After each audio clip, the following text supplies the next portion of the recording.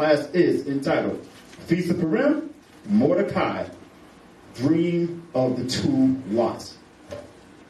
All right? Feast of Purim, Mordecai, Dreams of Two Lots. All right?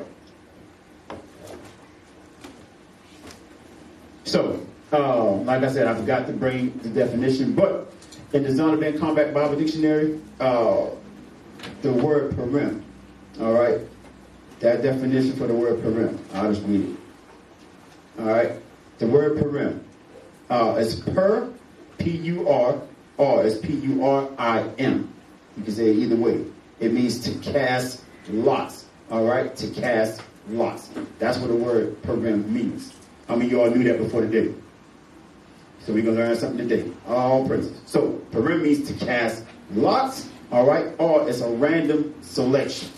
So now, give me Sirach chapter 33 and verse 29. Sirach 33 and verse, Sirach 33 and verse 7. And the Apocrypha, the book Sirach chapter 33 and verse 7. Come on.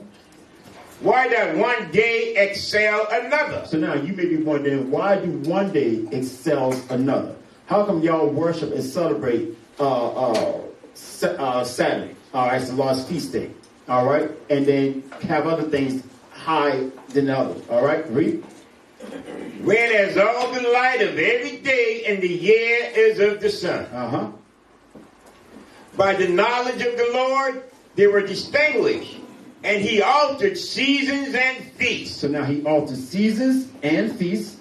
Some of them had he made high days. So what are we talking about? The days of the week, or certain days of the year. All right, so he says some of these days he had made them what? High days. High days. And hallowed them. And the word hallowed means separated those days. Read. And some of them had he made ordinary days. And some of these days that God created, he had made them to be ordinary days, meaning just regular days. So now we understand that certain days that God created, he made higher than others. All right? And the other days are just regular days. Everybody with me so far? All right? So when it comes to these feast days, God has certain stipulations and rules set up for those days. Those days are considered high days or high holy days. All right, all the other days are just regular days. All right, what we're dealing with right now is considered a high holy day, the Feast of Purim. All right, God has certain stipulations laid out for that day, and it's a reason behind those days. It ain't like your regular make-believe holidays like Christmas, Thanksgiving, Valentine's Day. Who ain't celebrating Valentine's Day? Raise your hand. Yeah, I was just testing to see if somebody gonna say, "Oh, I kick us behind out. You out of the spirit, brother. You out of the spirit. You got to go. You got the damn devil on you." All right, but those days are not ordained of God. All right, every holiday that high holiday that we celebrate is the reason and purpose behind every last one of them. So that's the reason why God created some days higher than others. From there, give me Romans chapter 14 and verse 5. The book of Romans chapter 14 and verse 5. The title of the class today is Feast of Purim, Lots. Mordecai dreams of two lots. That's what the word Purim means. Lots. To cast lots. The book of Romans chapter 14 verse 5. And the King James, the book Romans chapter 14 and verse 5. Come on. One man esteemeth one day above another. You have one man that esteems one day above another. Another esteemeth every day alike. And you have some men that esteem every day alike, meaning they treat it like it's a regular day. Every day is the same to them. Come on. Let every man be fully persuaded in his own mind. He said you got to be fully persuaded in your own mind when it comes to these high holy days. Like I was mentioning earlier in the class. Don't get tricked by these seducing spirits that tell you things that going to cause you to separate yourself from God. He's telling you here you got to be fully persuaded as to why we celebrate these high holy days. And that's the reason why we come in here. We read the scriptures and teach you the meaning behind it and what took place so that you can be fully persuaded in what we're celebrating. Everybody understand that? Read. Verse 6. He that regarded the day regarded it unto the Lord. Those that regard today, you got to always regard it unto the Lord. Read. And he that regarded not the day, to the Lord he that not regarded it. He that eateth to the Lord, for the giveth God thanks, and he that eateth not to the Lord, he eateth not, and giveth God thanks. So at the end of the day, when it comes to us celebrating these high holy days, reverencing God, you got to be fully persuaded in your mind as to what you're doing it for, because God knows your heart. You got to be fully persuaded in that. And the way that we do that is teach the dang truth behind it. From there, give me the book of Psalms 100. All right? So when we come to these high holy days, God got rules laid aside for those things. There's a way that he wants us to present ourselves before him. You can't come in here and treat us like some regular old Bible study class or, I just going through the motion. No, God got rules for his high holy days. The book of Psalms, chapter 100 and verse 1. Come on. Make a joyful noise unto the Lord. When we come and serve these high holy days, we got to do what before the Lord? Make a joyful noise you got to make unto a the joyful Lord. noise unto the Lord. That means clap your hands, praise the Lord, say hallelujah, thank you, Jesus. Shout, do whatever you got to do, but praise the Lord for these things. This ain't time for you to sit here with your lip tight and look like you all mean mugging, because this ain't the club. This ain't the hole in the wall. This is a joyous day. He said, when you come to serve the Lord, you got to do what? Make a joyful noise unto the Lord, all ye land. Read. Serve the Lord with gladness. We got to serve the Lord with gladness. We got to be happy about the destruction of Nicanor. We got to be glad that God destroyed the heathen for making mockery and threatening his people. That's a joyous occasion. You got to be happy about that thing. Read. Come before his presence with singing. You got to sing in this thing. I can't sing, but I know some of y'all can. So after the dangle class, we want to hear singing. Even if you got a dangle sing over the dangle music, that's all you're playing. This is ain't got dang it. Read. Know ye that the Lord, he is God. And understand that God is the most high God. Read. It is he that had made us, and not we ourselves. And that's the thing that a lot of us don't understand. We think that we do these things of our own reconnaissance. I keep going back to the brother Polite. He thinks that he is God himself. And he's talking about forget God. We need to give the people something tangible that they can do themselves. Well, what are you going to do? Can you create an army to fight against the heathen? Do you have manpower? No, you don't. Only help that you got is the Most High God. Understand that thing. Read.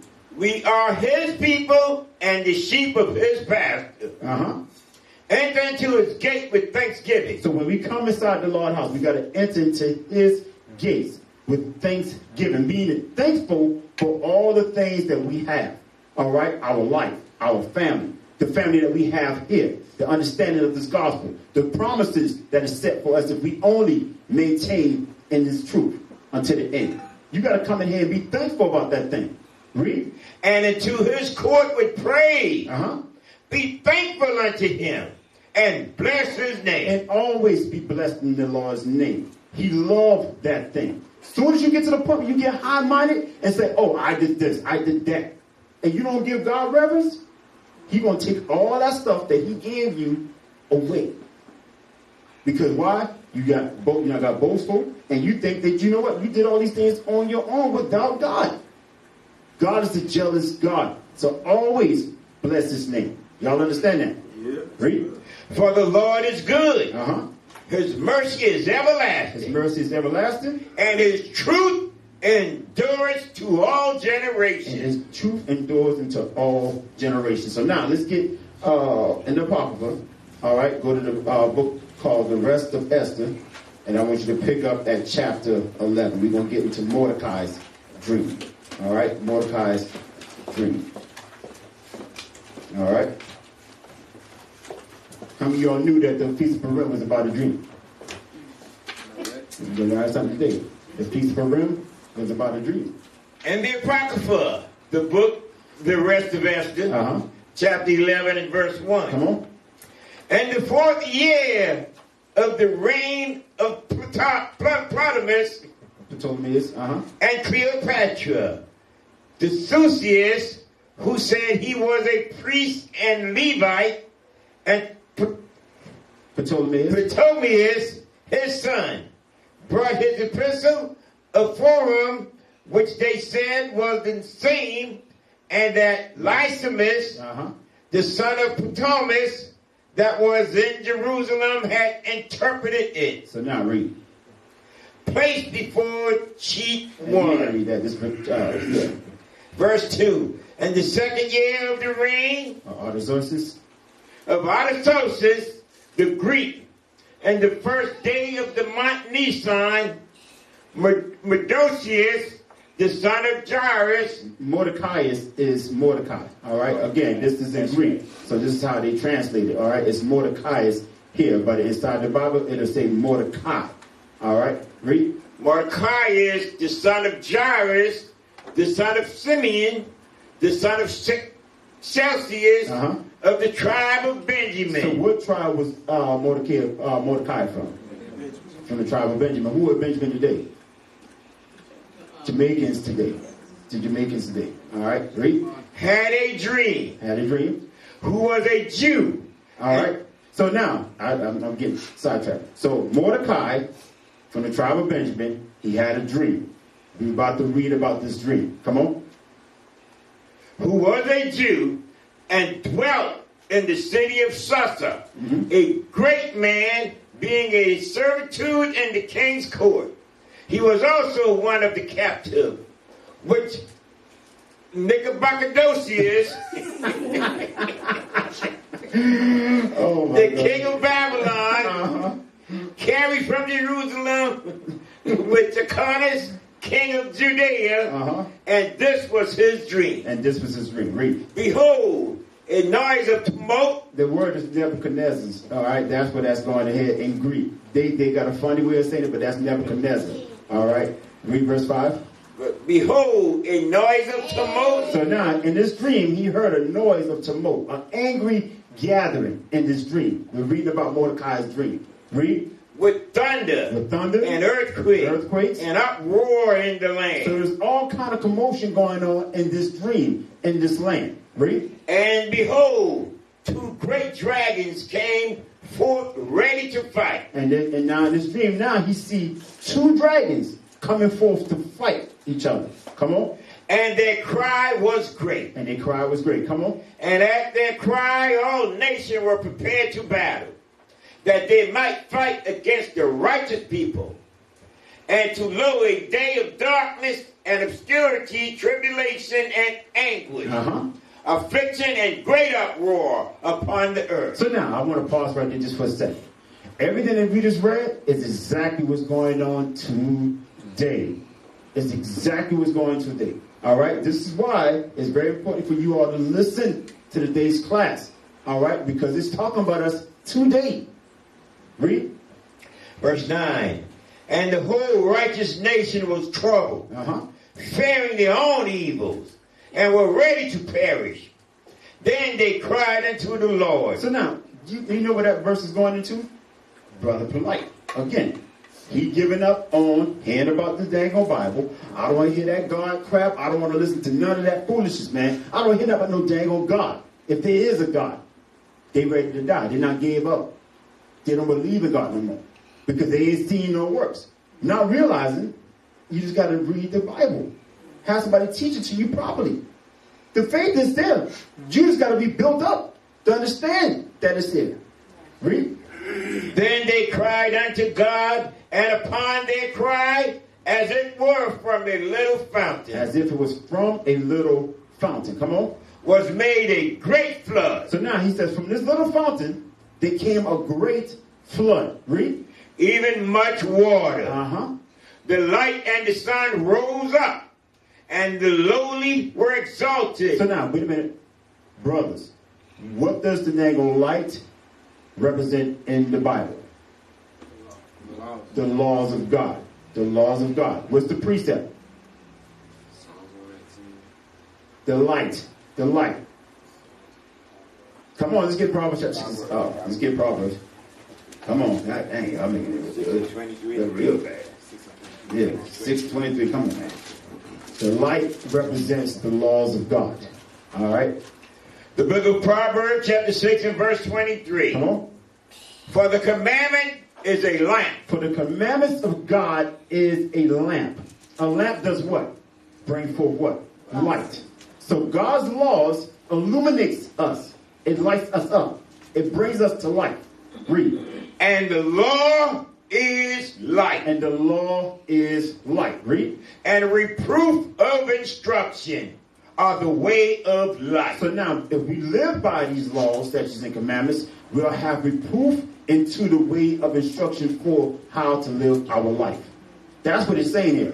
In other words, if you don't believe in God and you keeping Christmas, Easter, Thanksgiving, all that crap, maybe you need to stop doing that and start keeping the commandments of God, because that's the instructions on how to live your life. That's what it's saying here. Everybody with me so far? Go back to Esther. Go back to Esther and pick up at verse 11 again. Book of Esther, chapter 11 and verse 11. The light and the sun rose up. So now the laws of God rose up.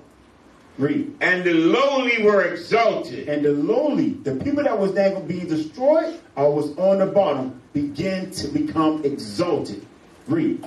And devoured the glorious. And we devoured the glorious. Read. Now when Mordecai, who had seen this dream. When Mordecai saw this dream. Read. And what God had determined to do was awake. He woke up. He bare this dream in mind. He kept it inside his heart. And until night, by all means, was desirous to know it. This dream bothered him all the time. How many of you ever had dreams where you dream something and you can't get it out of your head? You can't shake it. It's just there. It's burning in you. And then you're like, eventually a couple days later, it just kind of vanished away. Then all of a sudden, something might happen.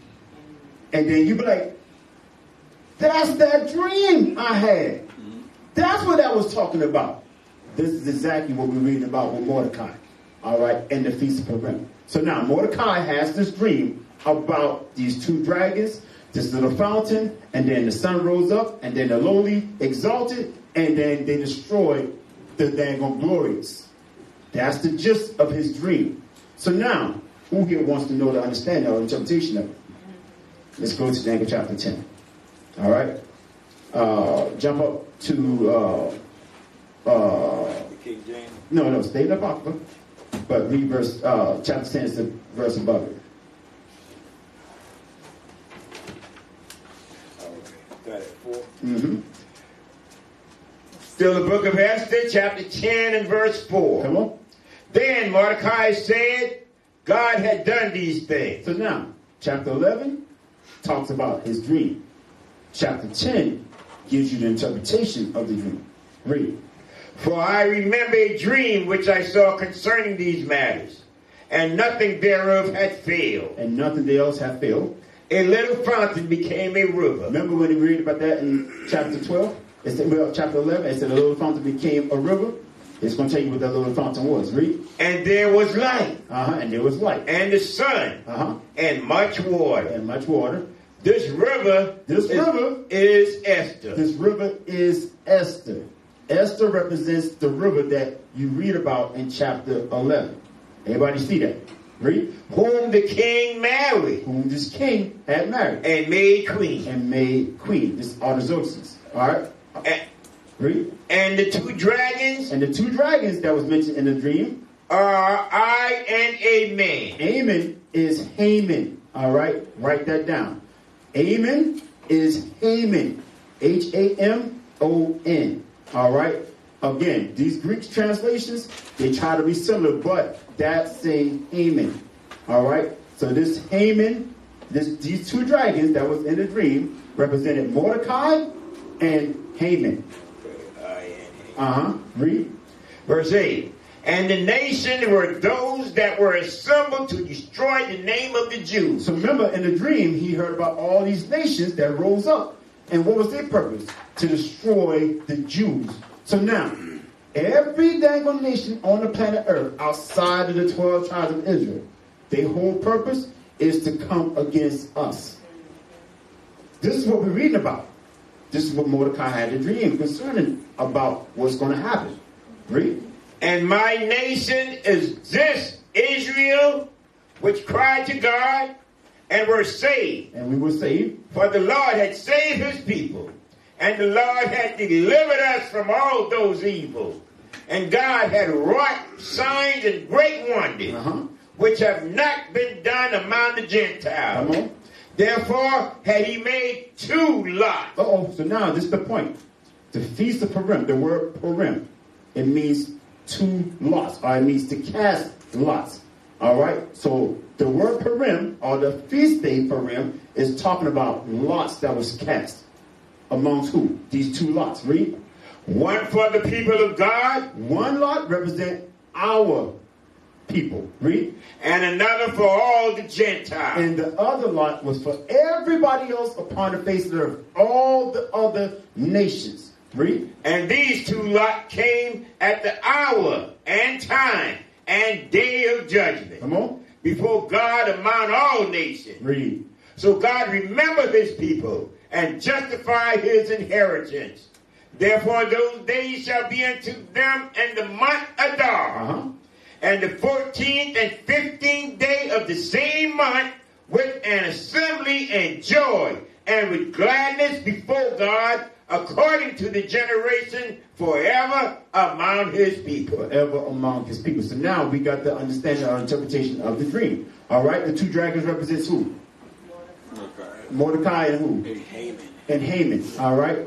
All right. So and then it says the little river. Who's the little river? Esther. All right. These things are important. You got to know these things, because when we get into the story, it's going to make sense. Everybody with me so far? All right. So from there, give me. Let's go to Esther in the Bible. All right, Esther in the Bible. Everybody with me so far? Yep. Everybody good? Yep. All right. Esther chapter 10 and verse 1. Start there.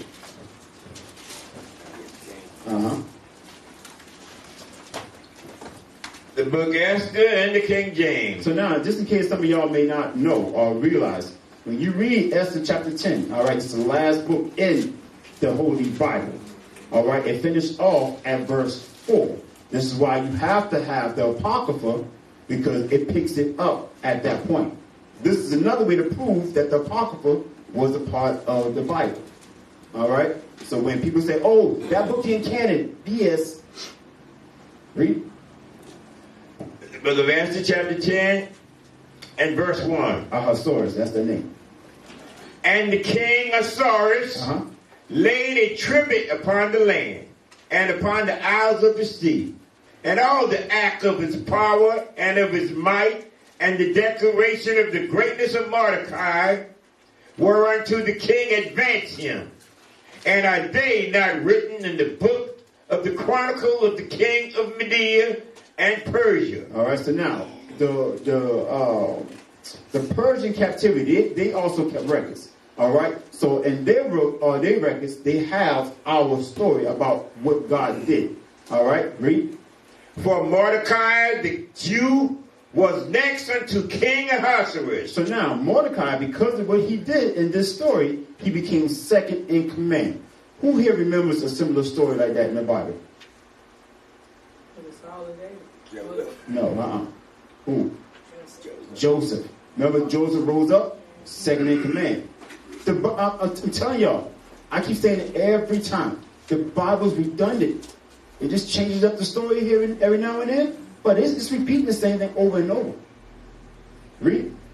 And great amount of Jews. So Mordecai became second in command unto the Persian king Ahasuerus, and he was great among the Jews. Read. And accepted of the multitude of his brethren, seeking the wealth of his people, and speaking peace to all his seed. So now, the whole purpose of why Purim had to take place is because God wanted to glorify Mordecai because of his bravery and how much he was dedicated to his people. He was more concerned about the wealth of his people, not concerned about the other nations. The way we've been conditioned here in America is to think about everybody. Everybody else got reparations. We have yet to receive that. Everybody else get respect. We have yet to receive that. Everybody else, they're going to have their own place where they're going to thrive and be separate. We have yet to have that. So I don't understand why we can't seem to overlook the fact that, listen, sometimes we got to take a step back and say, you know what? Let's worry about our people, man. Let's all come together. Everybody else getting what they got to get. Because why? They know the importance of what? Unity. Our people, we don't understand that. We want to be individuals. We want to be separate. We want to be just different. Well, we're all different. But God wants us to come together and unify. This is the whole purpose of why we have things set up the way that we have it set up. God is a God of order. And until we learn that, we're going to remain in captivity. Understand that thing. From there, you finish that up? Yeah. All right, so now we're going to break down the little dragon. So give me Job chapter 30. The book of Job chapter 30 and verse 29. Because when we read in Esther, all right, it says Esther represents the little river. All right, but then it talks about the dragon. They said it was two dragons. Mordecai and Haman represents these dragons. We're going to prove with the Bible that Mordecai's dream is in fact repeated over again. Read that. The book of Job, chapter 30 and verse 29. Remember, we're going ahead to explain the two dragons. Read. I am a brother to dragons. Job said he is a brother unto dragons. Finish that up. And a companion to owls. And a companion to owls. So now, the two dragons that it was in Mordecai's dream, it represents Haman and Mordecai, which represents all of Israel. All right? The whole entire Bible is primarily around two main characters.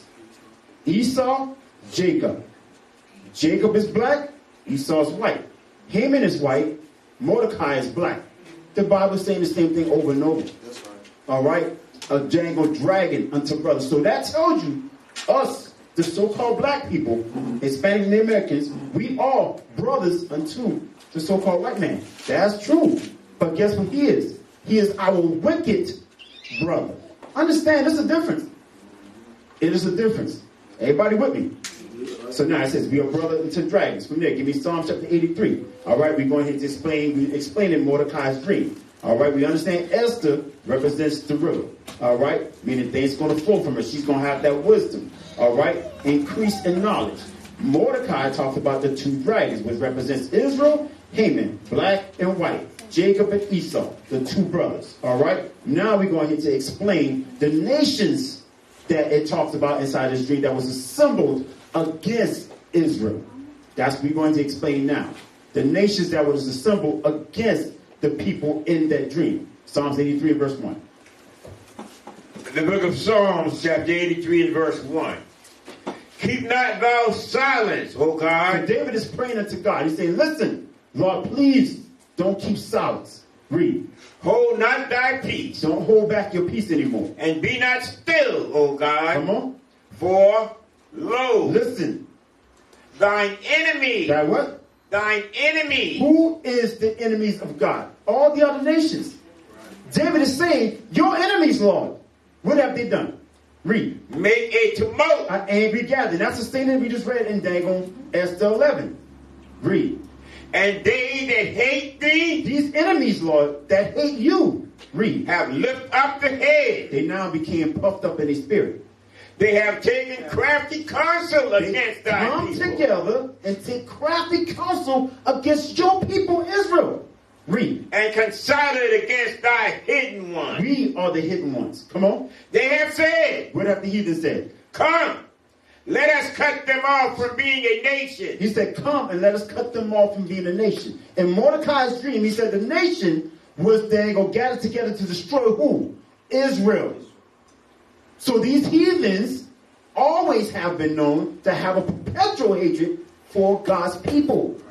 So we're reading about it in the book of Psalms. Read. That the name of Israel may be no more in remembrance. That's what Mordecai was reading about. Come on. For they have consulted together with one consent. They all agree on this thing. They are confederate against thee. Come on. The tabernacles of Eden. So now it starts off. The number one person on God's hit list is the tabernacle of Edom. As we continue to read, it's going to be all the other nations. But the only thing we're going to deal with is Edom. Edom is representing in here Haman. We're going to prove Haman is an Edomite. All right? So that's who is confederate against our people. Esau is at the top of the list. Everybody with me? All right? And that's going into the two lots. From there, give me Sirach chapter 33 and verse 10. Sirach chapter 33 and verse 10. So that explained the nations that was assembled together to destroy Israel and Mordecai's dream. The precept is in Psalm 83. That's the proof. If you don't know who the nations are, God laid it out for you right here. Everybody with me so far? All right, so now we're going here to prove the two lots that Mordecai broke down in his dream that represented Israel and Haman, which is the Edomites. All right, so we're going here to explain the two lots. All right, Sirach chapter 33 and verse 10. And the Apocrypha, the book Sirach chapter 33 and verse 10. Come on. And all men are from the ground. All men are from the ground. God created every man from the earth. Come on. And Adam was created of the earth. And much knowledge the Lord had divided them and made their ways diverse. He have made those ways of those men diverse. They're different. Come on. Some of them had blessed and exalted. Some of the men that he created, he have blessed and exalted. All right, meaning he put them above all the other creation. Just like the daggone days that God created. Some are high days, some are ordinary days. The same exact thing. Everybody with me? Read. And some of them he sanctified. And some of the men that he created, he sanctified. Made them separate, clean. And set near himself. But some of them had he cursed and brought low and turned out of their place. The ones that are brought low and are cursed and are turned out of their places is the heathens. It is the heathens. Now, we can fall in this category when we what? Don't repent.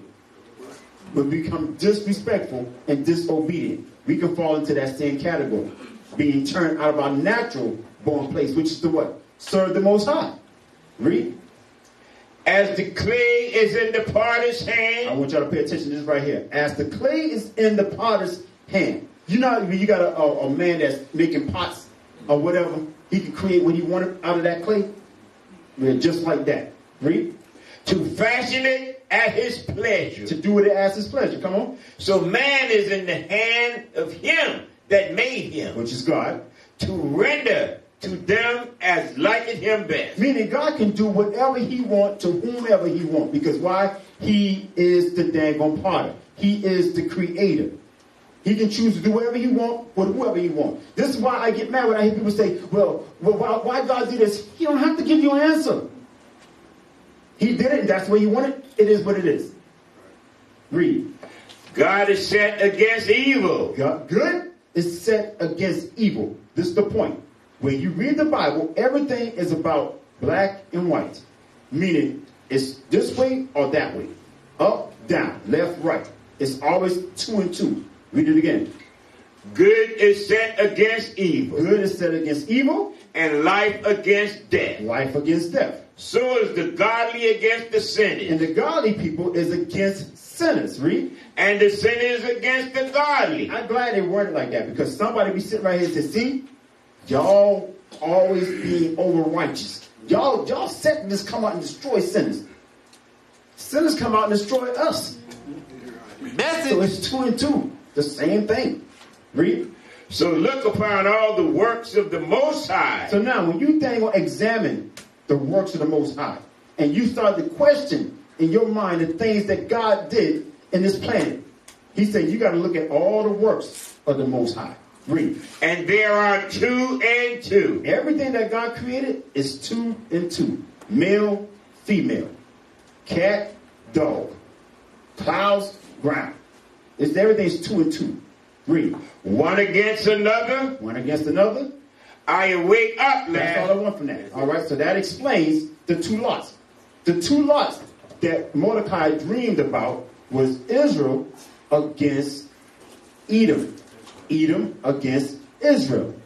Purim. Those are the two lots. That explains it. God created it that way. Everybody with me so far? So now from there, give me Sirach 34, verse 8. Sirach 34 and verse 34 and verse 1. All right, and we're going to read all the way down to verse 8. Because we're going here to explain the dream. Just in case somebody gets simple and go home tonight and fall asleep after eating all this food tonight and have a crazy dream like, ooh, I think the Lord is dealing with me. Listen, this is what the Bible says about dreams. Read. In the book of Sirach, chapter 34 and verse 1. Listen good. The hopes of a man void of understanding are vain and false. You can have all the hope in the world because you don't believe God. He said you are void of understanding. So your hope means nothing to him. Come on. And dreams lift up fools. You can dream all day long, and guess what dreams does? It lifts up fools. You may dream that, you know what, God wanted me to be over the congregation and I'm a female. If you're in this truth, you ought to know that's the devil. And God says you a fool if you believe that dream. Read. Verse 2. Whoso regarded dream is like him that catches at his shadow. He said, those that they go hold fast and they go dream, it's like you running after your shadow. You can't catch your shadow. He said, you're just like that. Read. And followeth after the wind. Uh-huh. The vision of dream is the resemblance of one thing to another. So now in Mordecai's dream, he had a dream about dragons. He had a dream about rivers. You see what I'm saying? He had a dream about all these different things, and he couldn't figure out what it represented. He said those things are like that because it compares one thing to another. That's the reason why you have certain things that happen in your dreams. It may look like you, but it may be about somebody else.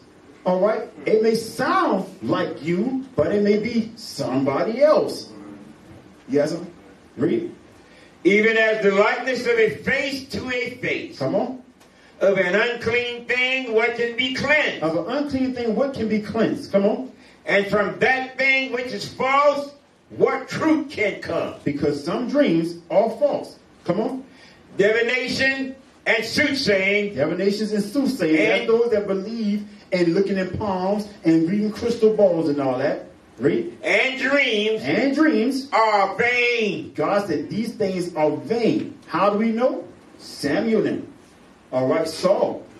Want to know what's going on. You conjuring up the brother resting. He said, listen, Lord ain't dealing with you, bro. Why you disturbing me? You done messed up and you know you done messed up. Read. And the heart fanciest as a woman's heart in travail. Come on. If they be not sent from the Most High. Now he's talking about if these dreams that you have, or these visions that you have, if they're not sent from the Most High, how do you know if it's sent from the Most High? How do you know it's sent from the Most High? I just gave you all the example. How do you know if that dream or that vision that you have is sent from the Most High? If it comes what? If it's based on the laws. I just said, you had a dream, you a female, that you're supposed to be over a congregation. You know that dream is not of God, because that's not in God's laws. Brothers, you may have a dream and say, you know what, hey, I had a dream that I can now go sleep with cats. Listen, you're a freak, and that's not in the law. You need to go and get your behind checked out. Something is wrong with you, bro. All right? Agree? If they be not sent from the Most High. If these dreams are not sent from the Most High, meaning if they're not based on the scriptures. Come on. In thy visitation, set not thy heart upon them. He said, do not trust in those dreams. A lot of people hold fast to what they read or what they dream about, and they be wishing for it to come true. Oh, I had a dream I had $1 million. I was rich. I'm gonna quit my job tomorrow. Nigga. I don't think that'll be the wise thing to do. You might want to reconsider that dream. Read. Verse 7. For dreams have deceived many. That's the point right there. Dreams have deceived many of people. Read. And they have failed that put their trust in them. And a lot of the dreams that they was counting on have failed them. Read. The law shall be found perfect without lies. The law shall be found perfect without lies. So when you dream a dream, always get up and meditate on that dream and see if it's anything pertaining to the laws. That's how you know that dream is sent from God. It's got to be based on scriptures. If you dreaming that, listen, hey, you standing up as a female in the congregation, sharing the word with some brother or sister or whatever, that may be of God. But if you see yourself in a dream as a sister sitting in the podium, that ain't of God. Likewise, you brothers. You may have a dream about the damn cat. You see what I'm saying? But the cat may represent something else. You see what I'm saying? Maybe the cat represents the other nation, the Chinese man. And they tell you don't eat at the Chinese restaurant because that's what they do with cats. That's your warning. That may be why the dream is there. But if you ride the cat, you're out of order. Read verse 8 one more time. The law shall be found perfect without lies. The law is going to be found perfect without lies. Read. And wisdom is perfection to a faithful mouth. And wisdom is perfected in the faithful mouth. Let me give me Proverbs chapter 20 and verse 24. The book of Proverbs chapter 20 and verse 24. All right. We now went to explain about be mindful of dreams. All right. And now we got to deal with the fact that when you do have these dreams, and if it is of God, this is the understanding of it. The book of Proverbs, chapter 20 and verse 24. Come on. Man's going are of the Lord. A man's or a woman's coming and going is of the Lord. Everything that we do on this planet Earth is ordained and is already known of God. He knows those that is going to refuse to keep these commandments. He knows those that's going to repent and keep the commandments. Read it again. The book of Proverbs, chapter 20 and verse 24. Come on. Man's going are of the Lord. Understand that, brothers and sisters. Whenever you dream, all right, it's got to be based on the laws of God. And when it does come to pass, understand that it's coming from God and there's a purpose behind it. Read. How can a man then understand his own way? How can a man understand his own way? Read. It is a snare to the man who devoured that which is holy. He devoured that which is holy. And after vows to make inquiry. A wise king scattereth the wicked. A wise king scatters the wicked. And bringeth the wheel over them. Read. The spirit of man is the candle of the Lord. The spirit of man is the candle of the Lord. Read. Searching all the inward parts of the belly. Searching all the inward parts of your understanding. Understand, your comings and going is of the Lord, but he's doing certain things in your life to try you, to try us.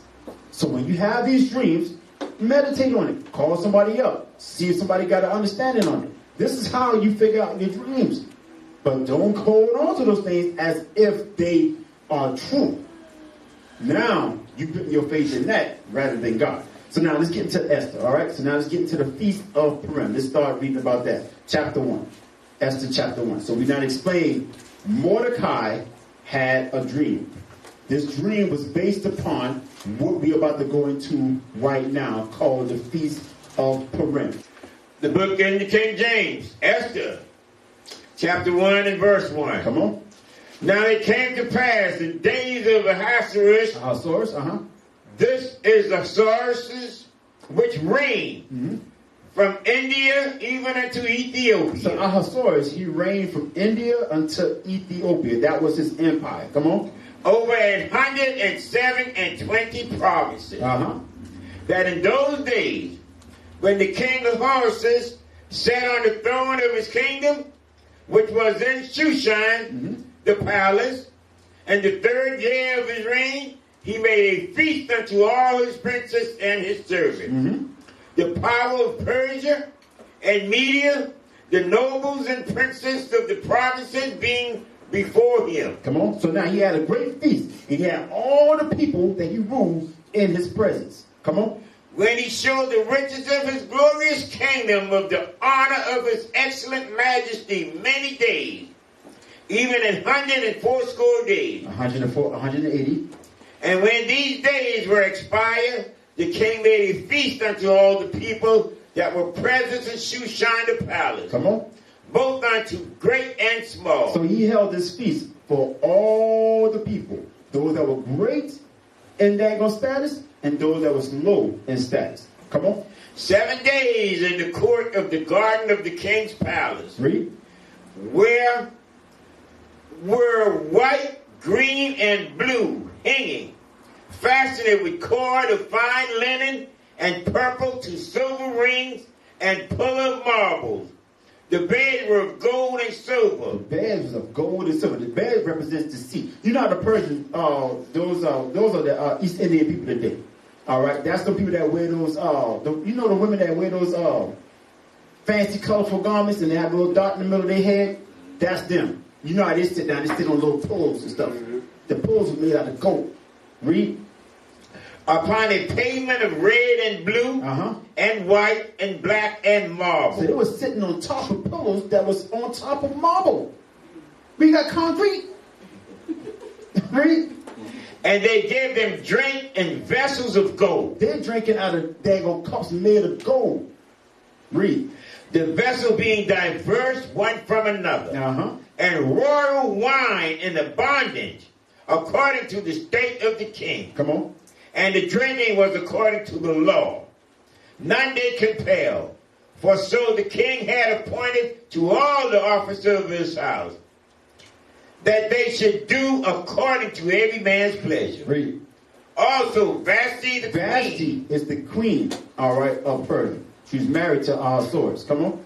Made a feast for the woman in the royal house. So now, the brothers had their feast, and the women had their feast. Read. Wait a minute. You know what's so funny about that right there? See how they were separated? No, you remember back in the olden days when the man had their boys come over the house, the woman used to move out of the room and they go where they're at.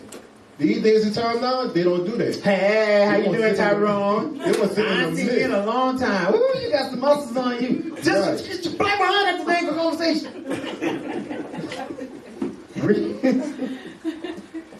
Feast for a woman in the royal house, which belonged to King Ahasuerus, on the 7th day, when the heart of the king was merry with wine. So now on the 7th day, when he was there, feeling good. Come on. He commanded Mehuman, Bizda, Harbona, Bigta, and Abagata, Zetar, and Carcass. That boy, they're good. The 7 chamberlains that serve in the presence of Ahasuerus the king, to bring Vashti the queen before the king with the crown royal, to show the people and the princess her beauty, for she was fair to look on. So now he was feeling real good. You know how you not drink a little bit, and then you start feeling yourself, and you having a good time, your eye not got glossy, and you like, shit, man, I'm the man. I'm going to show y'all how, man, get there. Go get my go get my girl. I'm going to show y'all how bad my girl is. Bring her out here. Y'all going to get her. Bring her on here. He called for Vashti to come before all his people. Watch what Vashti do. But the queen Vashti refused to come. She said, hell no, nigga. I ain't coming tonight. I'm not about to show off for you and your drunk brothers. At the king's commandment by his chamberlain. Therefore was the king very wroth. He got mad now, because you know he's not tight. He was there going to make it look like he been mad all night long. The brothers gassing up. Man, you got a nice palace here, dog. Like, yeah, that's right. That's what I'm talking about. Yeah, your wife, hey, you ain't seen that. See my wife, wait till she come out. She said, hell no. That pissed him off. You're not destroying the man high. And his anger burned in him. Oh, he was dang gonna live it. Then the king said to the wise man, which knew the time, for so was the king mannered toward all that knew law and judgment. So now he turned to the brothers that was in the law. Their whole job was to know the laws of Persia. All right, he had everybody there. So he had the men that was wise, and then he had the judge brothers. They had to find out what to do. All right, read. And the next unto him was Kashina, Shetar, Admata, Tashinis, Meres, Marshna, and Memucan, the 7th princess of Persia and Media, which saw the king's face. So when they saw him, he got pissed off. He looked over there at them, and then he looked at them, and they looked at him. And it was like, oh, he ain't dagging in a good mood right now. He's pissed. Read. And which said at the first in the kingdom, what shall we do unto the Queen Vashti according to the law? He said, listen, what are you supposed to do with Queen Vashti according to the law? We got to keep it biblical. Read. Because she had not performed the commandments of the king Ahasuerus by the chamberlain. And Memucan answered before the king and the princess, Vashti the queen had not done wrong to the king only. So now, one of the brothers spoke up and said, listen, Vashti, your wife, she only did wrong to you. Read. But also to all the princes and to all the people that are in all the province of the king Ahasuerus. So now, you got to go think about that thing right there. What the Vashti didn't do? She did not listen to what? Her husband, her Lord. She disrespected him on this very important day. And then the wise men, this ain't random niggas, this is just gassing them up, saying, man, hey, get rid of that hoe. Ain't nobody like that.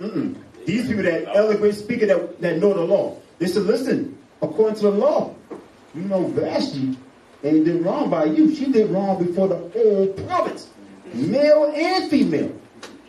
What did she do wrong? She disrespected her Lord. And she gave a bad example unto the women.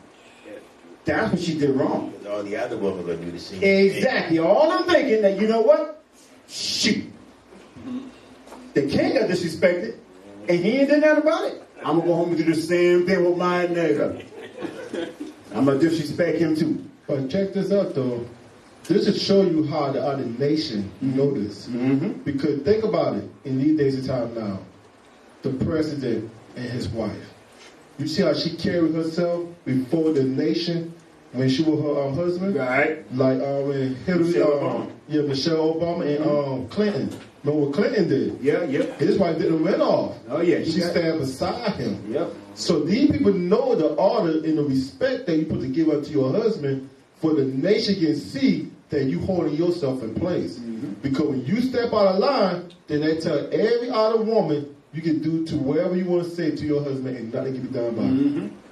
Hey, that can fly with his little brother that sweep the daggone the houses or something like that. That can fly with him. But the king, for him to be disrespected in front of his whole kingdom, man, hey, you can't let that fly, dog. How many of you brothers here, if you was ruling over a nation of people and your wife said, listen, I ain't coming, how many of you all gonna get rid of her? I will. Oh snap! Oh snap! So we got some kings in the building. All right, we gonna find out. Read. Verse 17. For this deed of the queen shall come abroad unto all women. So now they're explaining why she did wrong. It's gonna come abroad upon all women, so that they shall despise their husband. They gonna do what? So they should despise their husband. So now she's going to teach them that they should do what she did. Despise your husband. Read. In their eyes. When it shall be reported, the king Ahasuerus commanded Vashti the queen to be brought in before him, but she came not. So now they explain to him, listen, everybody in your kingdom is going to hear about this. The word is going to spread. And everybody going to be saying, yeah, you heard about what happened to the king? Yeah, man, I heard. He told his damn wife, come on out. And she said, no. You know they're going to spread. That stuff going to spread quick. The story going to change. The story going to change. They're going to say, oh, yeah, she came out and stuff. And they went back in that room. You know news spread. It don't never stay the same. The story changed. They're going to make it worse. And before you know it, he ain't going to have no respect. He'll be out walking in the garden or something like that. They're going to say, what's up, king? You know what I'm saying? They ain't going to be bowing to him. Shalom, king. They're like, what's up, nigga? Ain't gonna show him no respect. The woman gonna look at him like, whatever. Shit. You better not say hey to that king, okay? Bring your nappy head behind on the real you. Everybody can start disrespecting the king. Read. Verse 18. Likewise shall the ladies of Persia and Media say this day unto all the king's brothers, which have heard of the deed of the queen. Come on. thus shall there arise too much contempt and wrath. So now, he said, if you don't fix this, it's going to come and spread forth contempt and wrath. Now you're going to have husbands and wives going at each other's throat. Because why? The wife's going to rise up and think, hey, if the king can allow it, you can allow it too. He said, nuh-uh, you got to fix that. Read. If it please the king. So now, remember you can't say, listen, if it please the king, let there go a royal commandment from him. it says a royal, not a regular. He says a royal commandment. Read. And let it be written among the laws of the Persian and the Mede. Come on. That it be not altered. And it cannot be changed. That Vashti come no more before King Ahasuerus, and let the king give her royal estate unto another that is better than she. So now they say it has to go a royal law that cannot be changed, that Vashti be put to death on death, and she come no more again before the king. And give her place to another. This is the lot that the Bible, God was setting up. Everything that Mordecai was reading or dreaming about, it was talking about all these things. God didn't give him all the fine details, but he gave him the gist of the dream. And this now is what we're reading about, the dream, in details. Read. Verse 20. And when the king's decree, which he shall make, shall be published throughout all the empire, for it is great. All the wives shall give their husband honor, both to great and small. He said all the wives is going to give unto their husbands, great and small, honor. If that man is a daggone garbage man, give him honor. If he daggone clean it crap, give him honor. He said it don't matter what that man's status is. All the wives, the law in that daggone province is that all the wives must honor and reverence their husband. If anybody get caught doing otherwise, the same thing that happened to Vashti is going to happen to your wife. So if a brother see you letting your wife get away with murder, he going to tell the king and say, listen, according to the law, he didn't allow his wife. He didn't check his wife. Guess what your wife going to have to do now? She got to be put to death, and you have to marry another. That's the law. The Persians was not playing. This whole feminist crap that you got here in America, that ain't going to fly over there in daggone Persia. In the eastern countries like that. That crap ain't going to fly there. You know, it's so funny that you say that, because a lot of this stuff started changing in our community from television. A lot of the women see what other women do on television, they start doing that in their own home. Like the divorce rate. When they start announcing that divorce stuff throughout the TV, you look at the black community right now, the divorce rate is high. Because who they start doing that first? Esau, the other nation. So like this story right here confined to us today right now. A lot of these women will learn something from someone else and practice that in their own household and defile their household. Yep. But then, guess what? What we're reading about, the law is going to put these things back in order. Read. Verse 21.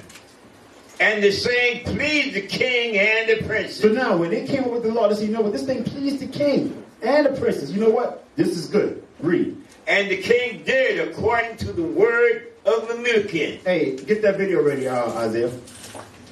For he sent letters unto all the king's provinces, unto every province according to the writing thereof, and to every people after their language, that every man should bear rule in his own house. It said the law was that for every man should bear rule in his own house. Come on. And that it should be published according to the language of every people. So just in case you may say, well, I ain't got no book that breaks that down. I don't speak Persian. I don't speak Median. Listen, he said put it in everybody's language so that everybody can understand it. This law is going to be for everybody that he ruled over. Remember, they ruled from India to Ethiopia. So it had to be published in all of those countries in their language. All right. So now this right here is a video showing you exactly what we just read about and how it actually played out. Because I know how people visual, so I try to find ways to keep y'all entertained and stay up to date with what we're talking about. All right. So play that. The queen asked the king's forgiveness. She cannot leave her guest. I'm queen, not a pawn, and I will not lower my dignity. A shame my reign by wearing the royal crown before your drunk and thinly baked orchards. See, she was disrespectful. What news is the queen? Everybody say, "Where the queen? Bring the queen! What the queen? You want to see your woman, man? Let me see that fine sister you got, Let kid." me mock before my subjects. Oh, he pissed off. Well, Continue, cousin. might not this deed of refusal travel abroad to all women, making their husbands contemptible in their eyes? Will not it be said by all Xerxes commanded his wife to come before him, but she came not? Vashti is guilty not only of disobedience to the crown, but against the protocol of our fathers. Tell me, what dictates the protocol? I said, "So what's the protocol?" A royal edict must be issued and written into the laws of the land that Vashti come no more before the king, but that her royal position be given to a new queen, more worthy than her. My Lord, what answer do I send you? Hey, it's a part. Now you gotta look at it now. Everybody heard what the daggone law says, and down his boy said, "Hey, so what you gonna do? What you gonna do? That's the law. What you gonna do? How many of you all that was helping you right now?" And we said, "Well, what you gonna do? You're gonna come over and slap the tits at your mouth. What you gonna do? What you gonna?" Don't play on it if I get started.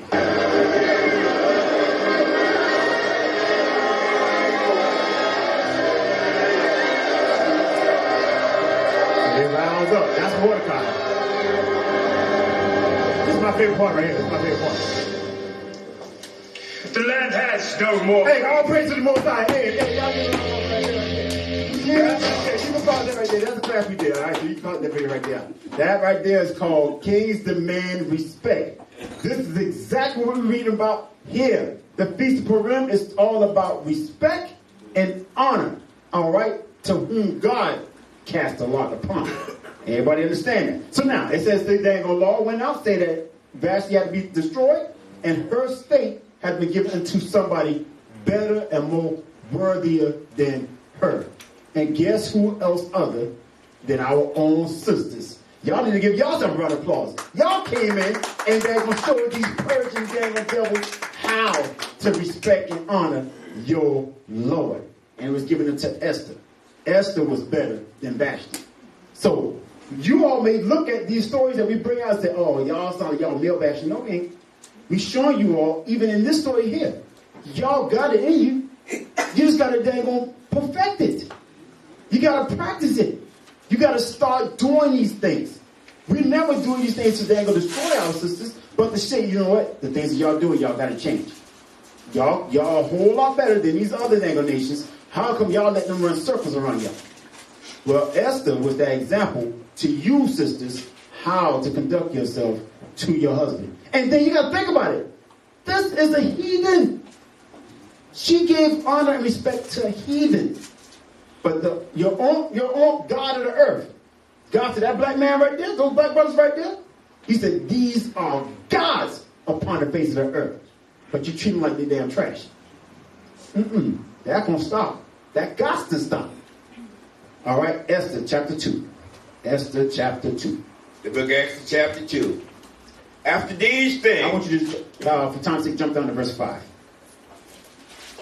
Esther chapter 2 and verse 5. Esther chapter 2 and verse 5. All right.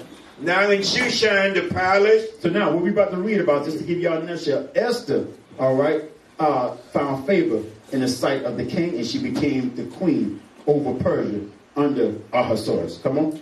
Now in Shushan the palace, there was a certain Jew whose name was Mordecai. That's Esther's uncle. The son of Jair, the son of Shimei, and the son of Cush, a Benjamite. He was from the tribe of Benjamin. All right, read. Who had been carried away from Jerusalem with the captivity which had been carried away with Jeconiah, king of Judah, whom Nebuchadnezzar, the king of Babylon, had carried away. So remember we read that in the Apocrypha? It spelled Nebuchadnezzar's name a whole lot different in the Greek translation. So that's what I was telling y'all. It's Nebuchadnezzar. All right, read. And he brought up Hadassah, that is Esther. So Esther's real name is what? Hadassah. That's her Hebrew name. Read. His uncle's daughter. Uh-huh. For she had neither father nor mother. And the maid was fair and beautiful. So Hadassah was beautiful. Read. Whom Mordecai, when her father and mother were dead, took for his own daughter. So he raised her as if it was his own daughter. Come on. So it came to pass, when the king's commandment and his decree was heard, and when many maidens were gathered together unto Shushan the palace, to the custody of Hagar, that Esther was brought also unto the king's house, to the custody of Hagar, keeper of the woman.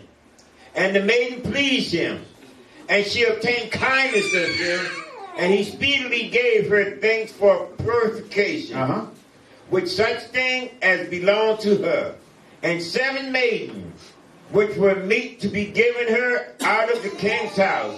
And he preferred her and her maids unto the best place of the house of the woman. Read. Esther had not showed her people nor her kindred, for Mordecai had charged her that she should not show it. So now, Mordecai had told Hadassah, listen, when you go into this beauty pageant, do not declare unto them what race you are. Don't show your nationality. If they don't ask, don't tell. All right, read. And Mordecai walked every day before the court of the woman's house to know how Esther did. So he kept tabs on her. Come on. And what should become of her. Now when every maid turn was come to go into the king Ahasuerus, after that she had been 12 months according to the manner of the woman.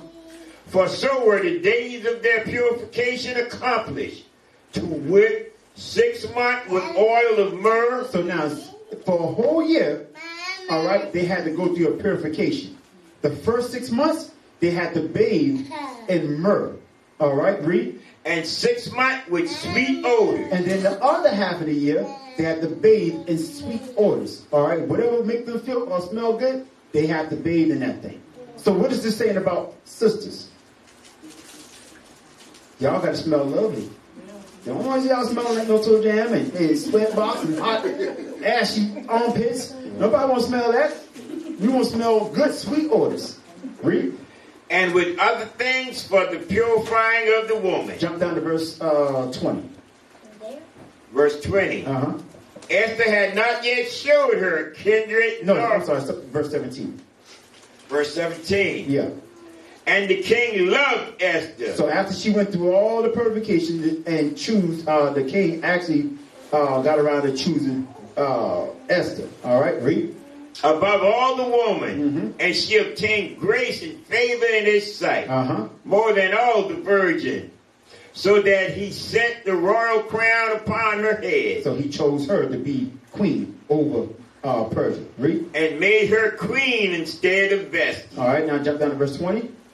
Verse 20. Esther had not yet showed her kindred nor her people. When it says kindred, meaning she did not declare her race unto the king. All right, read. And Mordecai had charged her, for Esther did the commandments of Mordecai, like as when she was brought up with him. Read. And the days while Mordecai sat in the king's gate. So now, after Hadassah received the royal crown and gotten good favor with the king, now you hear about Mordecai going back and forth up and down that gate, checking on her. So now something else transpired in the meantime while that was going on. This is the part that you got to pay attention to. Read that. 2 of the king's chamberlains. 2 of the king's bodyguards. Bigtan and Tirash, of those which kept the door, were robbed. They was mad. And sought to lay hands on the king Ahasuerus. And they wanted to put hands on the king. Come on. And the thing was known to Mordecai. Mordecai heard of it. Who told it unto Esther the queen. He went and told it unto Esther the queen. And Esther certified the king thereof in Mordecai's name. And when inquisition was made of the matter, so when he investigated it, it was found out. Therefore they were both hanged on a tree.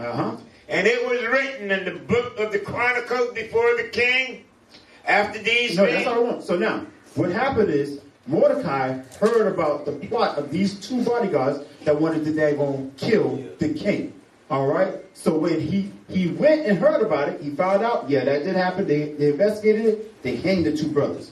But I want y'all to pick up what happened here. Mordecai could not go and tell the king himself. He had to go through who? Esther. All right? So that means he had to send letters, and there's other people, hands exchanging that, to know that that's true. All right? He couldn't deal with his niece no more like that. All right? So now, from there, jump from there, give me Esther chapter 12, verse 1. Real quick. Esther chapter 12 in the Apocrypha. Esther chapter 12 and verse 1. So Mordecai basically snitched on these two brothers that was plotting to kill the king. Everybody with me so far?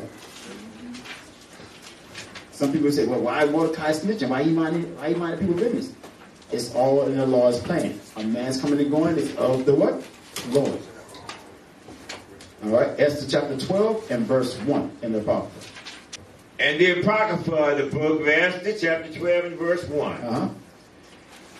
And Mordecai took his rest in the court with Gabbatha. So now, in other words, that's it, and Mordecai. All right, Mordecai took his rest in the court of Gabbatha. Uh-huh. And Tara, uh-huh.